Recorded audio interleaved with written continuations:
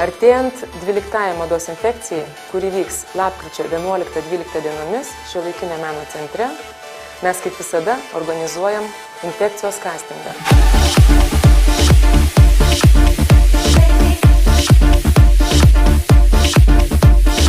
Jeigu tu esi jaunas ir veržlus ir myli madą ir mados infekciją, mes tavęs laukiam spalio 26 dieną Prekybos ir laisvalaikio centre Panorama 16 val.